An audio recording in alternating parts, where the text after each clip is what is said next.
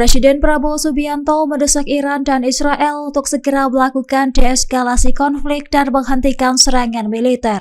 Seruan itu merupakan satu dari 3 poin utama yang konsisten disampaikan pemerintah Indonesia dalam menyikapi konflik bersenjata. Selain itu, pemerintah juga mengucap keras segala bentuk agresi dan penyerangan lintas negara yang menimbulkan korban jiwa dan kehancuran. Dikutip dari Kompas.com, pernyataan itu disampaikan langsung oleh Kepala Komunikasi Kepresidenan Hasan Nasbi di Gedung Kuartir Nasional, Jakarta Pusat pada Senin 16 Juni. Bahkan Prabowo menegaskan pentingnya penyelesaian sengketa melalui jalur diplomasi dan hukum internasional yang adil.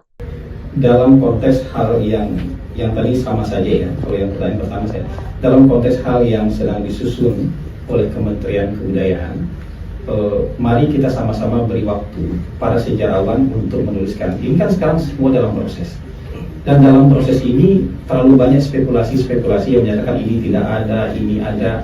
Coba kita biarkan para sejarawan ini menuliskan ini, dan untuk nanti kita pantau, kita pelototi, kita periksa bareng-bareng.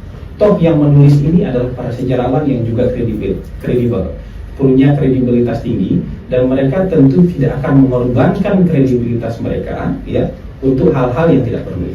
Jadi kekhawatiran semacam ini mungkin bisa jadi diskusi, tapi jangan divonis macam-macam dulu.